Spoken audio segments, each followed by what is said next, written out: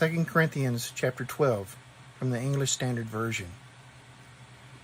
I must go on boasting, though there is nothing to be gained by it. I will go on to visions and revelations of the Lord. I know a man in Christ who 14 years ago was caught up to the third heaven. Whether in the body or out of the body, I do not know. God knows. And I know that this man was caught up into paradise. Whether in the body or out of the body, I do not know. God knows. Verse 4. And he heard things that cannot be told, which man may not utter. On behalf of this man I will boast, but on my own behalf I will not boast, except of my weaknesses.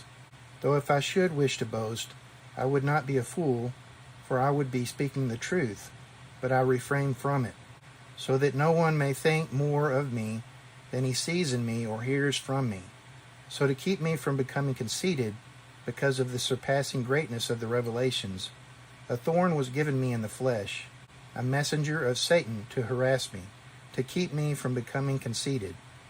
3 times I pleaded with the Lord about this, that it should leave me.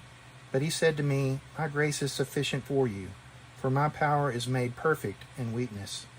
Therefore I will boast all the more gladly of my weaknesses, so that the power of Christ may rest upon me. For the sake of Christ, then, I am content with weaknesses, insults, hardships, persecutions, and calamities. For when I am weak, then I am strong. Verse 11. I have been a fool. You forced me to it. For I ought to have been commended by you. For I was not at all inferior to these super-apostles, even though I am nothing. The signs of a true apostle were performed among you with utmost patience, with signs and wonders and mighty works. For in what were you less favored than the rest of the churches, except that I myself did not burden you? Forgive me this wrong. Verse 14. Here for the 3rd time I am ready to come to you, and I will not be a burden, for I seek not what is yours, but you. For children are not obligated to save up for their parents, but parents for their children. I will most gladly spend and be spent for your souls.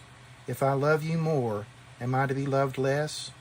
But granting that I myself did not burden you, I was crafty, you say, and got the better of you by deceit. Did I take advantage of you through any of those whom I sent to you? I urged Titus to go, and sent the brother with him. Did Titus take advantage of you? Did we not act in the same spirit? Did we not take the same steps? Verse 19. Have you been thinking all along that we have been defending ourselves to you?